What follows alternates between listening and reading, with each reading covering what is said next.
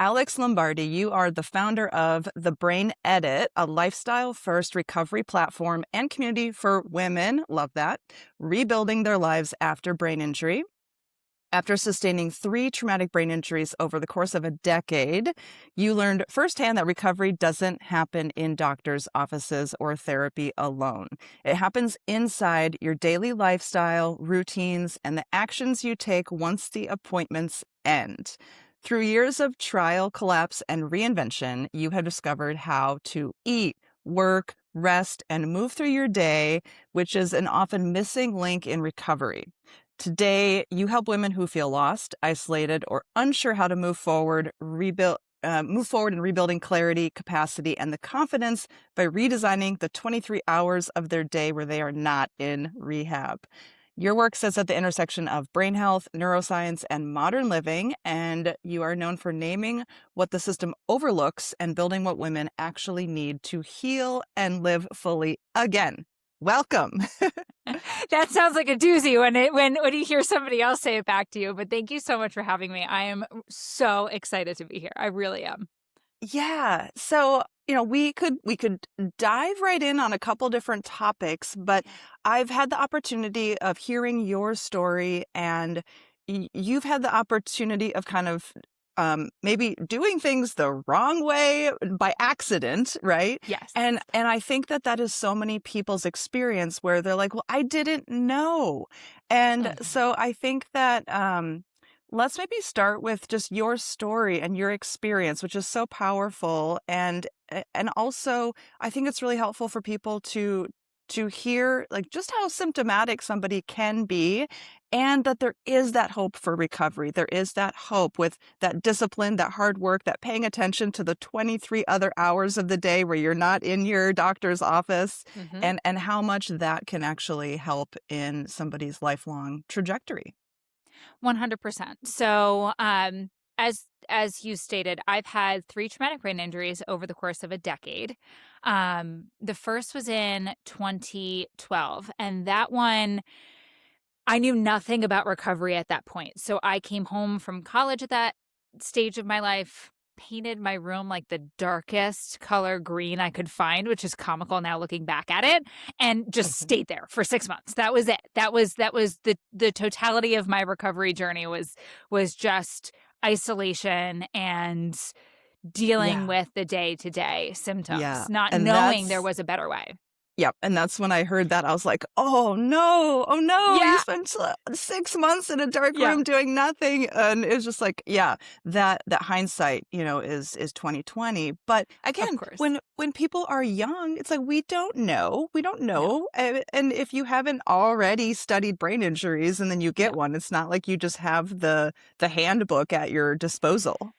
Absolutely not. And again, this was, 2012 is over a decade. Like it's a long, long, long time ago. And so it wasn't as the conversations around concussions, brain injuries, all like even neuroscience was not what it is today. And so even going to doctors, they got the quintessential, I'm going to give you one guess what they told me to do, and it was rest, right? Rest, yeah. I was gonna say Rest. back then, people were still telling you to just go rest more. Exactly. Go rest and don't, fall asleep right after a concussion, which is comical compared to, all. Yes. So it, that really was, looking back on it, I now do the work that I wish I had back then. Even honestly, the work that I wish I had after my second brain injury, which was in 2017. It, the through line of the course of the last decade has been that I have found the most incredible providers. In 2017, I knew differently, right? At that point, 2012, I rehabbed, I came back, and like that injury really, I say, like, it built my edge. Like, it made me gritty because I realized I needed to be my own advocate, and I did some really amazing things afterwards. The trajectory was either med school or PhD in neuroscience or, physical therapy. I actually got a full ride to USC on a physical therapy scholarship because I was doing this amazing study. I was working in professional sports at the time, and it was so cool. And then I got my second brain injury. Mm. And that's when I realized, okay, I need to, number one, I started my business and I was like, I need to really start being an advocate for healing from within. Because at that point, I was just starting to build this really amazing care team. I knew I didn't want to do the previous rehab protocol, which was 6 months and completely stopping my life. And so I started really looking at, okay, how can I feel good from the inside out? Not knowing what I was eventually going to end up creating. Um, but I'll never forget after that injury I was sitting across from the head of neuropsych at Penn and just talking about, I really want to do some more research into how we can heal from the inside out for my brain. And he looked at me and he said, you're never sitting in a classroom again. I want Wow. you to understand that your injury is too severe. You can't do this. And that just pulled this rug and Mm. and really changed the trajectory of how I started looking at, okay, if I can't go back into the system, how can I start working outside of it, which is what was kind of the catalyst to. Well, and in hindsight, would you say he's wrong? Would you be able to sit in a class today? No, he is actually very, very right. And so part of why most of the people that I work with are very high functioning women, as you say, like high functioning women who want they want to continue on. Like I always say, they want their life back, but there really is no back, right? That we learn that they want to move forward in a very different way. For me, he was very right that I have too many challenges with my eyes and conversions to be able to sit and take a test. Somebody can read me a test and I will be perfectly fine, but I can't really sit and take a test. I can't absorb material the way that I used to. Podcasts are great for me because I can listen to it. I don't have to see anything. And so people see me as being this very high functioning person. And it's because I learned how to live in a way that supports my brain. Being in a classroom does not support my brain. it just Mhm. it just is never going to happen. And that's okay with me. But, you know, that that was tough Mhm. at the time. But all of my injuries have really, I say that they've come at a time where I was going down a path that I thought was the thing that I was supposed to do, but I really was pushing in a way that I was pushing towards what I wanted, not my life plan. And so Mhm. I'm so much happier and so excited to be kind of where I am today versus if I had gone, as you said, hindsight's 2020. If I had done the things that I said I wanted to do, my life would look very different. And I'm very happy to be where I am today. Awesome. And that Yeah. can be hard when you think you know exactly what you want your life to look like. The universe has a different plan for you Yeah. to be able to step back and say, okay, I guess my plan is not the plan. And to pivot like that, that's very mentally challenging.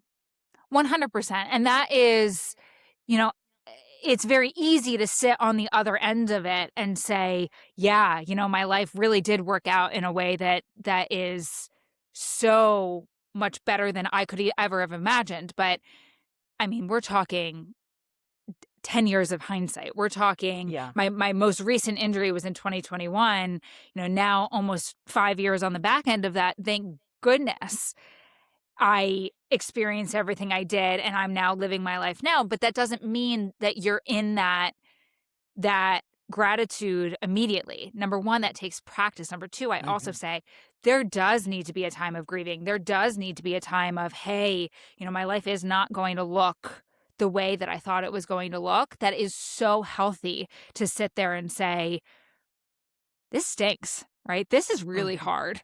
I'm not I why, right? That is a very healthy thing to do, but give yourself a time limit.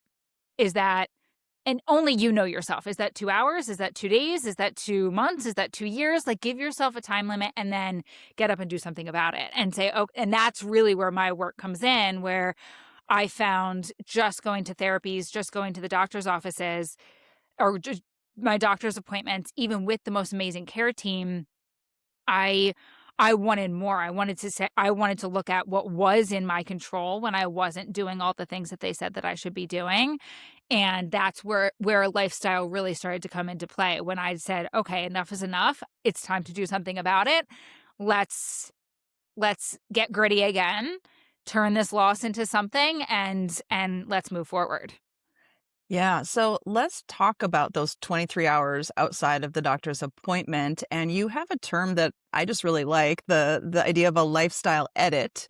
Uh, Yes. and and so I think that, subconsciously there have been times when I've done these lifestyle edits without kind of realizing it. And then there's other times where, like, for example, I was so good at losing either my keys or my wallet on a very regular basis. And I finally needed to just say, okay, the second you walk into your house, you are going to put those keys in this one place every single time, and you have to focus on that until that becomes your habit and you stop losing them every day.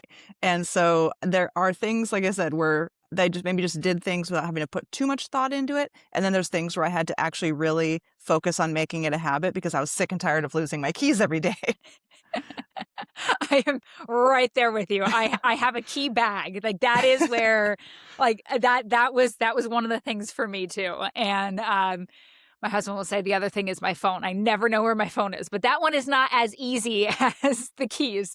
So yeah, so lifestyle, I talk a lot about lifestyle-based brain recovery, and I use the term edits because it really is that. It's a lifelong trial and error. No two recoveries look the same, and one size fits all approaches really don't work, which is why I really started to trial, okay, what's going to work for me, and then what works for you might not work for me. But at the same time, what's really cool about looking at the other 23 hours of your day, and I use that term just as loosely, the things that Right. are within your control, right? So Hmm. you come home, the way you eat, the way you s the well, the way I'll say, what you eat, the way you sleep isn't always 100% within your control, but your environment, all of those things are you have the ability to curate them in a way that really supports your brain, and when you understand that, at least for me, there was a huge relief to that because I didn't feel so out of control. I am Hmm. somebody who does like a little bit of control in my life. When you had 3 brain injuries, it everything feels out of control, and especially when you're in the middle of your rehab and things get worse before they get better, which inevitably they always do. I wanted to feel like there was something that I could really focus on that would support my recovery. And so things like you just said, so simple, put your keys in the same place, right? That is so, so, so, so, so easy, but also it takes practice. It takes discipline. Um, I talk a lot about your routines. A healthy brain makes 100 decisions in a day before any sort of fatigue sets in. So if you've ever studied any of the high performing people like Steve Jobs or whatever, Steve Jobs wore the same black t-shirt and jeans every single. That was not a style choice. That was an easy, he understood the fact that he only had so many choices before his brain was taxed.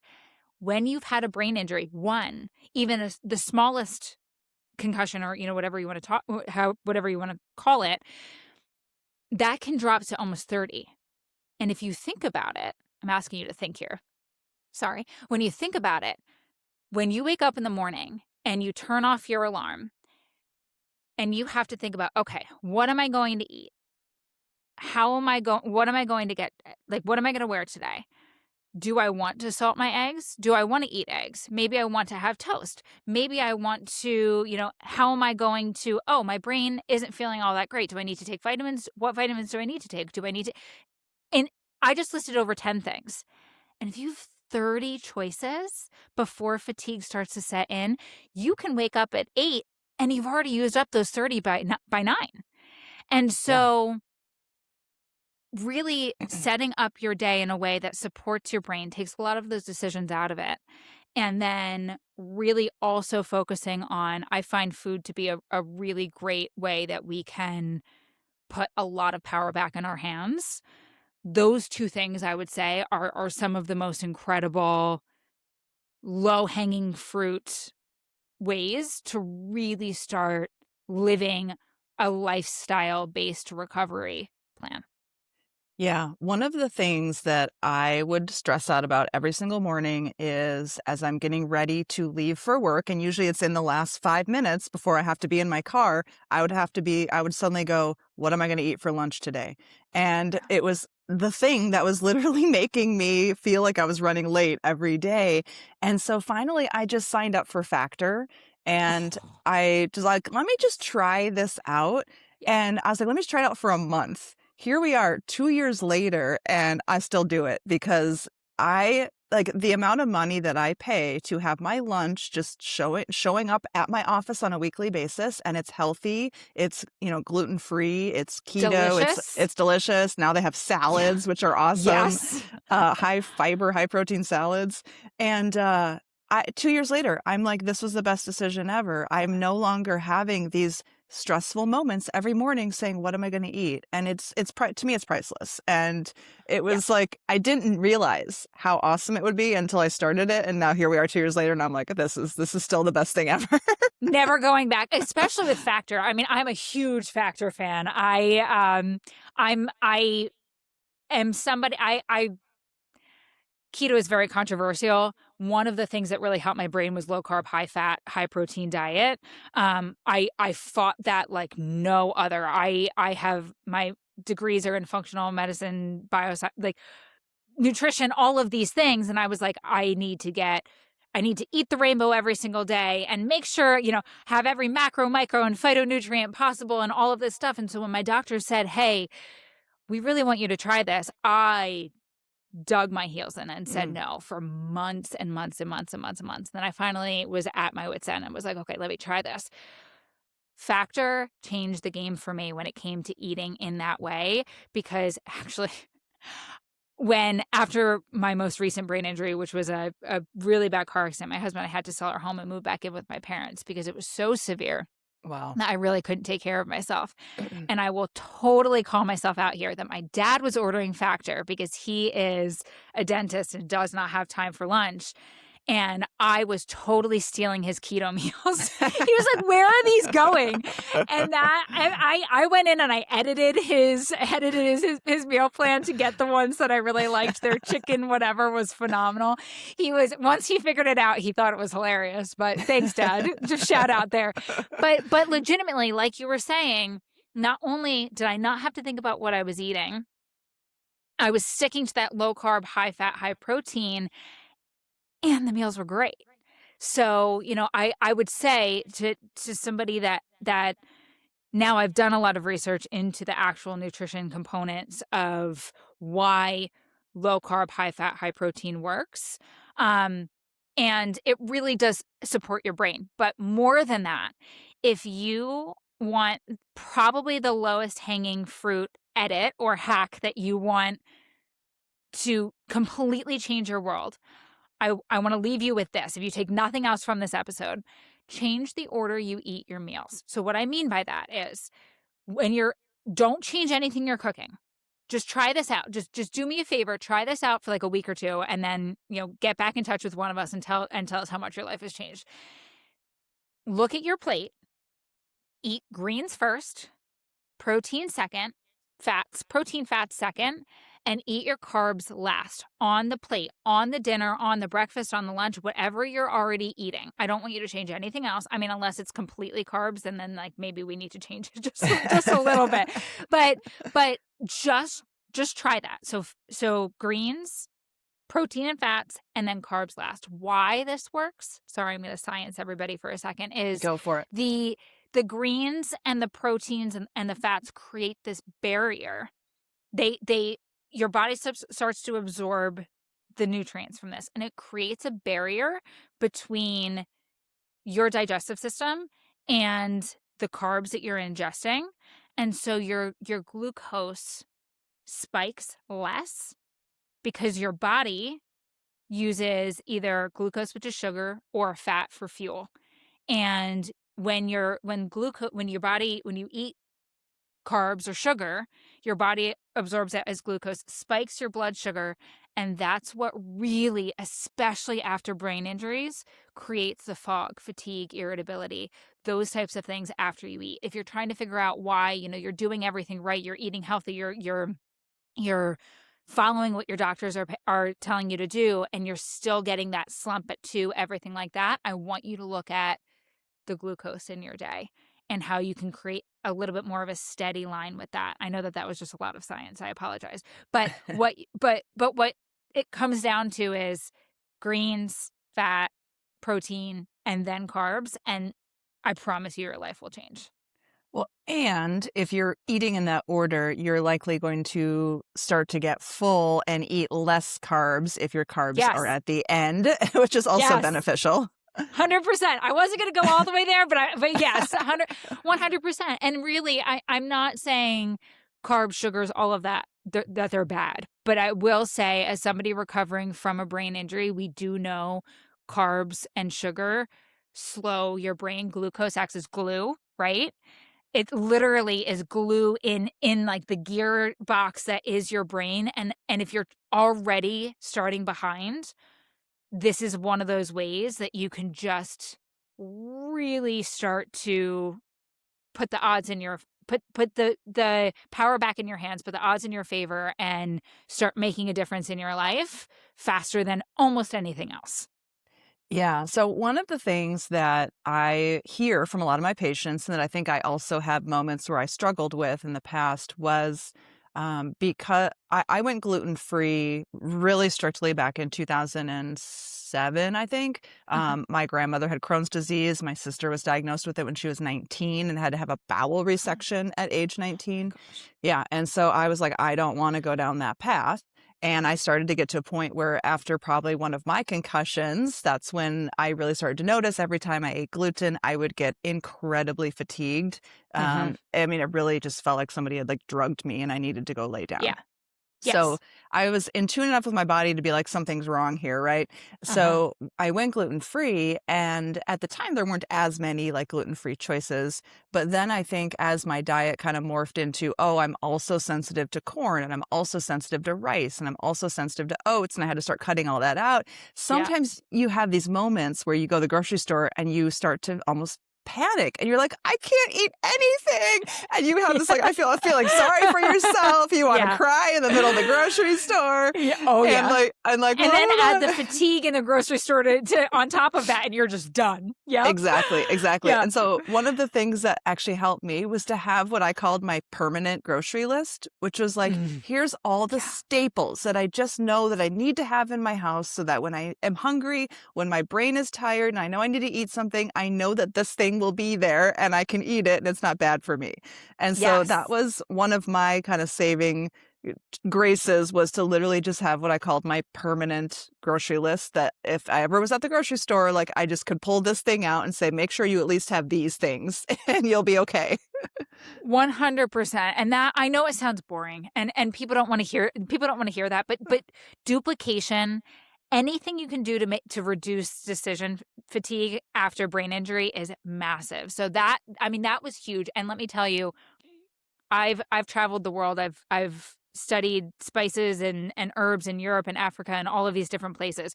It doesn't have to be boring. Look at your spice cabinet. Get your staples at the grocery store, and then start experimenting with spices at home. Spices and herbs are they're medicinal. They have all of these different properties that will help reduce inflammation, help your body, all of these different things. So I love that. I do the exact same thing. My grocery list is so predictable. It's like boringly predictable. But then I have fun and play in the kitchen when I have the bandwidth to do that with what I'm adding and the flavors that I'm adding with the herbs and spices. And I know I don't even need to know what the benefit is from the herb or spice that I'm adding. I just know that all of them have some sort of benefit because they come from plants. So Hmm. yeah, huge fan, huge fan. Yeah. And in other cultures, they they use spices as medicine. Like I have, I'm in Wisconsin right now. It's been like -24 for the last 10 days. And I Yeah. have lots of people with Raynaud's coming in and obviously complaining about their symptoms.